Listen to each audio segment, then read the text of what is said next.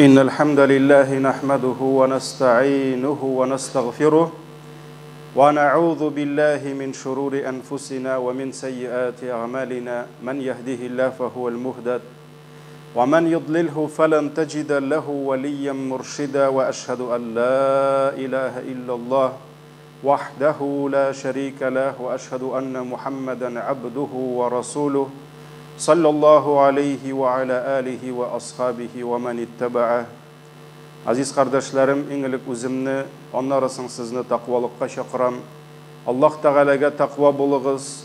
Allah Teala bizden talep etkenşe, Allah bizden razı bulganşa, Allah Teala'nın emirlerini ütegiz, onun haramlarından yirak turuguz. Allah Teala Kur'an-ı Kerim'de aytdı: "Ya eyyuhellezine amenu taqullaha haqqa tuqatih ve la temutunna illa ve entum muslimun." Ey iman kitirgen bendeler, Allah Teala'ga taqwa buluguz. Tiyişli derecede, tiyişinçe taqwa buluguz. Hem birigiz de Müslüman bulmagan halde, özünün Müslümanlığın düzeltmegen halde Allah huzuruna qaytmagız. Yani Allah'ı huzuruna qaytası günügüzge özünüzün taqvalığınızı düzeltip bitirigiz dip Allah Teala bizni kisetti. Şulay uq süýükli Peygamberimiz sallallahu aleyhi ve sellem İttaqillâhe haythuma kunt, qayağına bulsan da, meşittegine tugil, işte de, bazarda da, ide de, uramda da, seferde de, seyahatte de Allah'ı Teala'ga taqwa bul, taqvalığını kaldırma deyip bizni taqvalıkka çakırdı. Allah subhanahu ve Teala Kur'an-ı Kerim'de ayta, Zariyat suresinin 22. ayetinde ve fis semâi rizqukum ve ma tu'adun. Kuktadır sizning rizqıgız hem sizning işin vaqda itilgen günügüz. Allah subhanahu ve Teala bizlerinin rizqlarımızını qaygırtıp her kimning ömür davrında aşısı rizqın, işesi suların, suluysa havaların bulup bilgilep koydu. Bir kişi ikinci bir kişinin rizqına da, suuna da, havasına da kire almay. Ana karnındağı yaralğı yanına can ürü için ferişte ingende özü bilen kişinin gümürlük rizq kapşıklarını da alıp kile. Abdullah ibn Mas'ud radıyallahu anhu tapşırgan hadiste Peygamberimiz sallallahu aleyhi ve sellem nerse dedi? Soňundan Allah Teala ana feriştesin jiberir köklerden. Hem ol feriştege 4 nerseni alıp kilirge emir iterdi. Anın gamelin, anın ecelin, anın rizqın hem baxitli yaki baxitsiz bolaşağın yaz dip aytdı. Şoňa görä gaziz kardeşlerim, bizge qary iň ilik bizning aşysı rizqlarybızny, mal mülketlerimizni bizni ýokdan bar etýüşi Rabbimiz qaygırtyp qoýgan. Lakin Allah Teala ol rizqlandyruşy ekenini bilsek de, rizqimiz meselesi bizni her vakit bir şey. Her vakit qaygıga, korkuga sala. Kişilerinin köpçilik qaygıları, uzara gap kuruları, hatta jyılgaç uzara süýleşүүлeri de iş hakları turunda, pensiyalarının ez buluğuna qayta.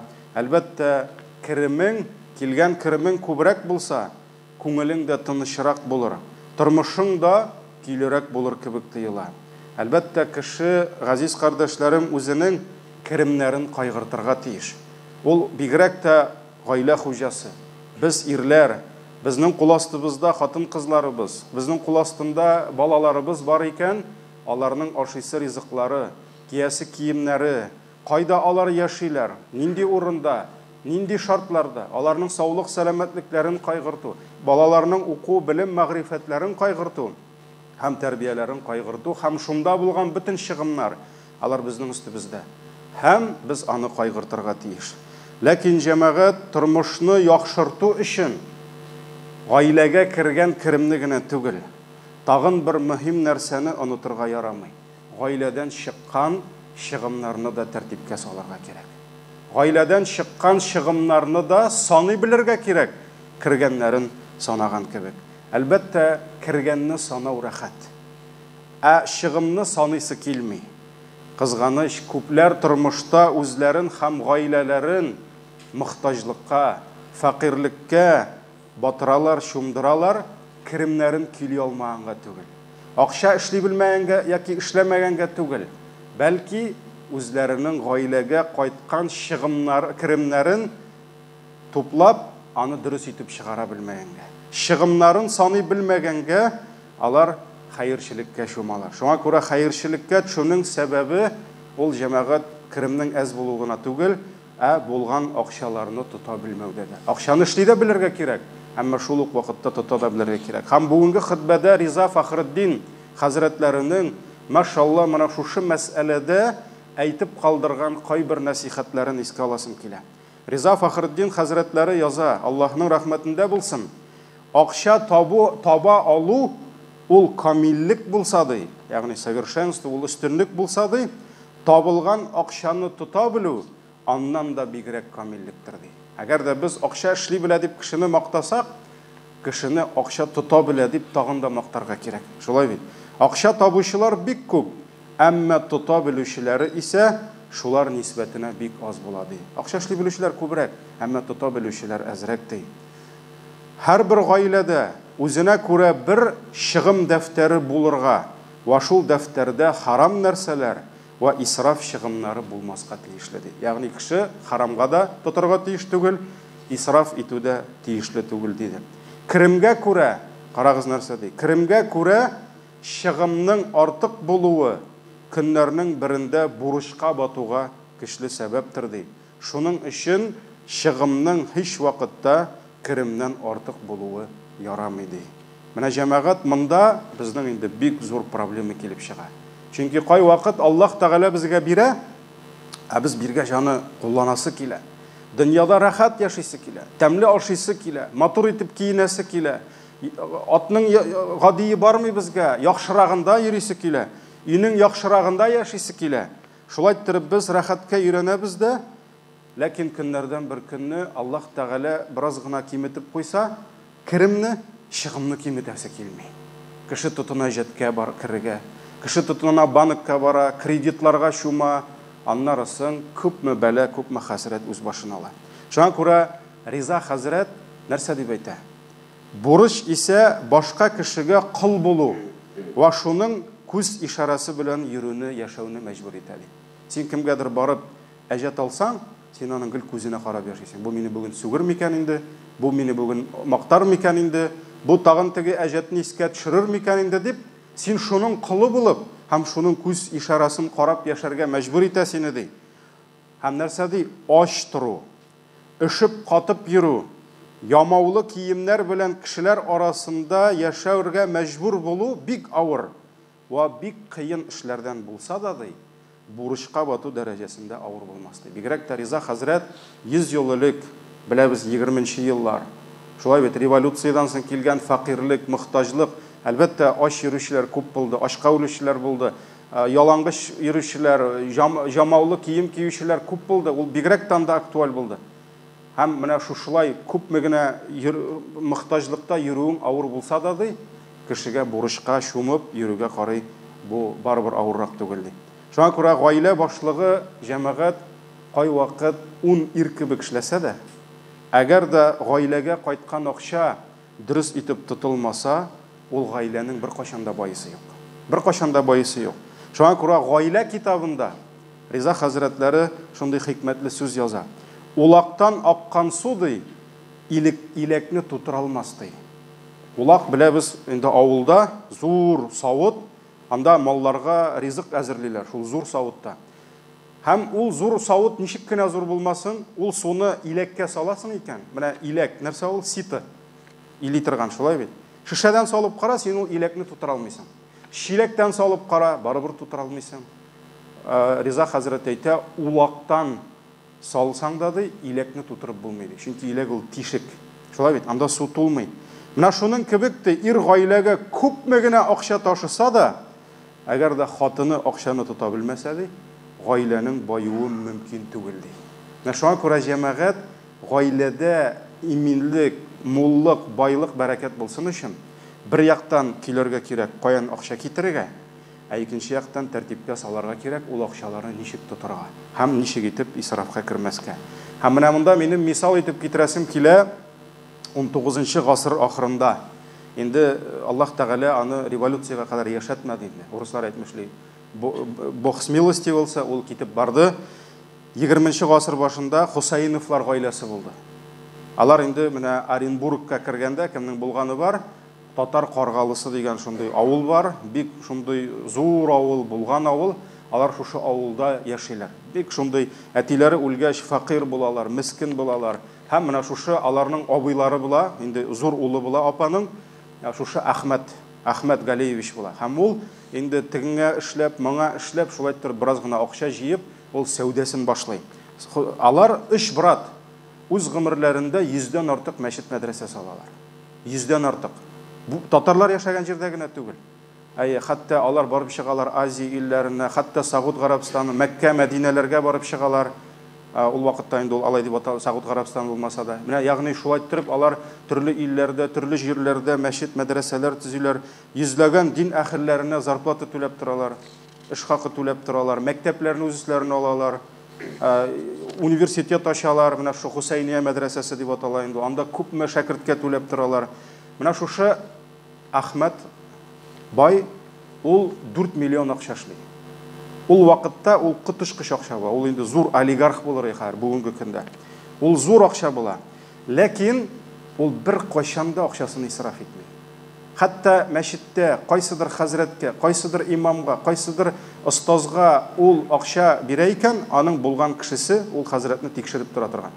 Әгәр дә хәзрәт мич башында йоклап ятса, ул аңа акча бирмәгән. Әгәр дә ул балалар укытмаса, остаз, аның балалары Коръәнне өйрәнмәсә, ул аңа бер кайчан да акча бирмәгән. Һәм тормышында да ул үзенең чыгымнарына 4 миллион акчасы. Әмма үз чыгымнарына ул бик кырыс булган. Хәтта кай вакыт аны фәкыйрьләр арасыннан айырып ала алмаганнар. Каясың монда Әхмәт дип сорый торган булганнар. Чөнки аның киеме дә, аты да әллә нәрсә булмаган. Һәм элек юллар булмаган беләбез, элек кеше пароходта йөргән. Элек кеше пароходта йөргән. Пароходта революцияга кадәр, аннан соң советлар килгәч тигезлиләр бөтенесен. Чөнки вся власть народу, шулай бит. Аңа кадәр класслар булган. 1нче класс, 2нче, 3нче класс. Әлбәттә инде зур класста анда диваннар булган, идәндә йөрмәгәннәр хәерче, анда ашарга рестораны булган. Һәм әйтәләр, шушы Әхмәт бай бер кайчанда байлар классына кирмәде ди, һәм без аны ди пароходта бер кайчанда ресторанда ашаганын күрмәдек ди. Күрмәдек. Ул шушы скамьясына утыра иде ди, шушы урындыкка янчыгын чыгарып ди, түйенчыгын, шуны сүтеп, шуны ашый иде ди. Бит ул 4 миллион акчасы белән рәхәтләнеп ресторанда да йөргән. Үз пароходында йөртелгән. Бүген бит кешенең бераз гына акчасы булса, аңа машина җитми, вертолет кирәк, аңа яхта кирәк, аңа пароход кирәк. Ул анда бәлки йөрми дә, аның бар ул. Шулай бит. Һәм аны бөтен кеше белергә тиеш. Ул менә шундый булган, тыйнак булган. Шулай бит, тыйнак булган. Шуңа күрә җәмәгать кай вакыт без кесәбезгә 3 тиен акча керсә, тизрәк кыйммәтле атка атланырга чыгабыз, затлы кибетләргә, кыйммәтле рестораннарга чабабыз. Андый кешеләргә татарлар нәрсә дип әйтәләр? Штаны юк, кайыш булган диләр. Штансыз күткә кайыш булган диләр. Аның киергә штаны юк, ул яхшы кайышны буып куйган инде. Менә шуңа күрә җәмәгать бүген күрсәтегез татарлар арасында бер Әхмәт бай кебек кешене. Күрсәтегез. Кая ул кеше 100 мәчет салган. Йөзләгән укытучыларны тоткан. Ул бит Коръән укытучыларына тотмаган. Ул гади укытучыларына тоткан. Бөтенесенә зарплата түләп торган. Шушы Казанда гына Реза Фахриддинның бар Әхмәт бай дигән китабы эзләп табыгыз, укыгыз, бик кызыклы китап. Шушы Казанда гына 40лап укытучыга ул Оренбургдан килеп монда күчеп, шушында 40лап укытучыга зарплата түләп торган. Күрсәтегез бер шундый байны бүген, шундый меценатны.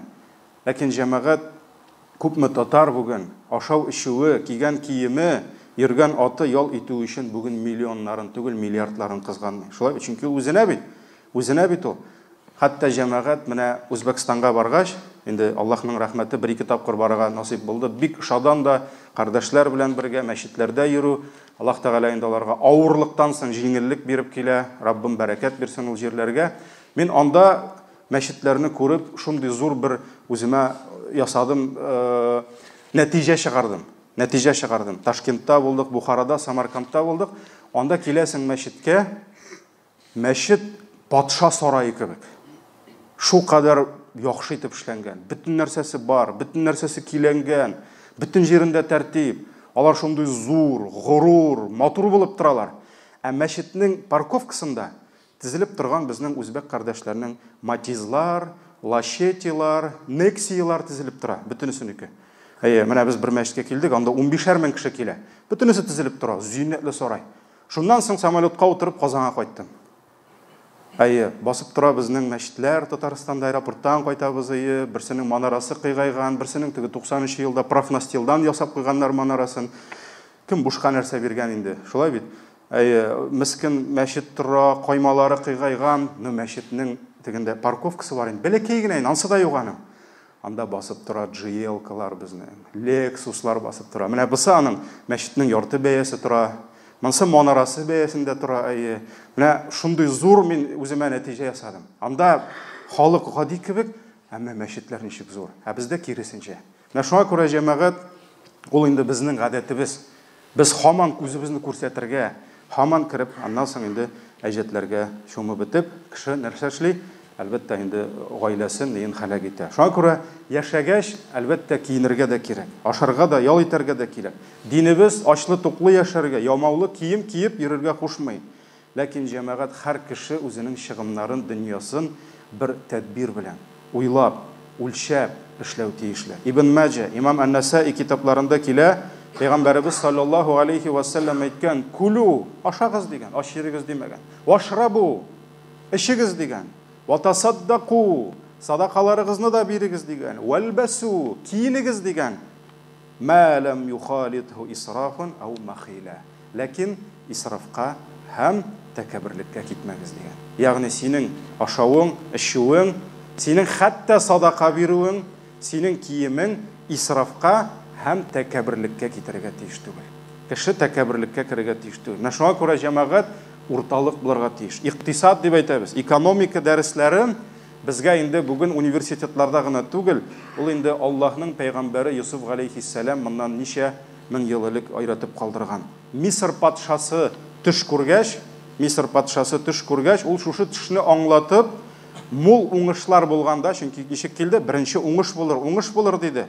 Шушыларны биразын гына ашап, калганын калдырып торырга кушты. Чөнки аннарысын уңышлар кимейди. Һәм менә шушы уңышлар мул булып үскән елларны калдырган складларда уңышларны, ашлыкларны хәерчелек килгәч, кырылып килгәч кулланырга була иде. Ягъни бюджет төзеде. Шуның белән Мисыр халкын ачлыктан саклады. Шуңа күрә Аллаһ Таала нәрсә диде? 7 арык сыер, 7 симез сыерны ашады ди. 7 яшел башак белән 7 кыры башакны күрде ди. 7 ел мул иген игәрсез, биразын гына ашап, калганын башагында калдырыгыз диде. Бөтенесен ашап бетермәгез. Хәтта бүген Аллаһ безгә нефт бирә, газ бирә, бөтеней берне алып бетерергә димәгән бит инде. Бөтенесен алып сатып бетерергә димәгән, калдырырга кирәк. Әле безнең киләсе буыннарыбыз бар, әле киләсе нәселләребез бар, шулай бит. Калдырыгыз дигән. Аннан соң 7 авыры ел килер ди. Бер өлешен орлыкка калдырып, калганын ашап бетерерсез дип Коръәндә аят бар. Шуңа күрә иктисад төзү бөтен нәрсәне. Иктисад белеме, тормыш чыгымнарын киремгә карап киләү, ягъни татарда әйткәнчә, юрганыңа карап аягыңны сузуга чакыру, әлбәттә ул безнең инде иртәгәсе ризыгыбыз Аллаһ кулында дигән инануыбызны җимерми. Юк, Аллаһ кулында, ләкин Аллаһ биргәнне дә үлчи белергә кирәк. Төзәтә белергә кирәк. Һәм бүген килгән дөньяны кымсызларча җыеп, әлбәттә җыеп калыгыз, саран булыгыз, тиешле урыннарга өлеш чыгармагыз дип аңлый алмыйбыз, шулай бит. Ләкин мөселман кешесенең бөтен нәрсәсе тәртип белән булырга тиеш. Аллаһ Тәгалә Коръәни Кәримдә безгә менә шушының дөрес кагыйдәсен китерә. Иктисад кагыйдәсен китерә. Аллаһ Тәгалә әйтә: "Аузу биллаһи минаш шайтанир раҗим, ва ла таҗ'ал ядака магълулатан иля унуқик." Кулыңны ди, әйтерсеңлә муеныңа урап куйган кебек булмады. Ягъни бер нәрсә бирмим, мин саран, кымсыз, бер нәрсә бирмим дип алайтмады. "Ва ла табсутха куллал басти", ләкин кулыңны җәйеп тә бетермәде. Муеныңа да урап куйма кулыңны ди, бер кемгә бирмим, бер нәрсә бирмим дип, ләкин шул ук вакытта кулыңны җәйсәң дә җәйеп тә бетермәде. "Ва ла табсутха куллал баст", "Фатaq'уда малуман махсура", чөнки кулыңны бөтенләй җәйеп бетерсәң, бөтенләй иштансыз булсаң, нишләрсең? фақирліккә, хәерчелеккә төшеп, сине, әй, бу беткән, бу хәерче дип әйтерләр. Ягъни, монда да хәерлелек булмас ди. Инна раббака ябсутур ризқа лиман яшау ва яқдир. Дөреслекдә синең Раббың кемгәдер ризыкны киңәйтеп бирә, кемгәдер үлчәп бирә. Аллаһ та бит бөтен кешегә тигез итеп бирми. Ул белә кемгә күпме бирергә. Чөнки берәүгә күбрәк бирсәң, ул азы бетә. Берәүгә күбрәк тә бирергә була. Шуңа күрә Аллаһ Тәгалә ябсутур ризқа ва яқдир. Ул үзе җая киңәйтеп бирә, үзе киңәйтә. Иннаху кана би'ибадиһи хабиран басира. Чөнки Аллаһ Тәгалә үзенең бәндәләре хакында хәбәрдар. Ул аларны белә һәм күреп тора ди. Шуңа күрә Раббым Аллаһ, газиз кардәшләрем, безне Аллаһ биргән ризыкларыбызны алып, шуларга шөкер итеп, шуларны дөрес итеп, үлчәп, исрафка кирмичә, тәкәбберләнеп китмичә. Бу дөньяны яшап калыйм әле дип әҗәткә чумып, соңыннан үз гаиләңне хурлыкка төшермичә, уртадан барырга Раббым насип итсә иде. Булган ризыкларыбызның, тапкан мал-мөлкәтләребезнең Раббым бәрәкәтен бирсә иде. Баракаллаху лана ва лакум фил Qur'анил азим ва нафa'ана бил аяти ва зикрил хаким иннаху хувал гафурур рахим.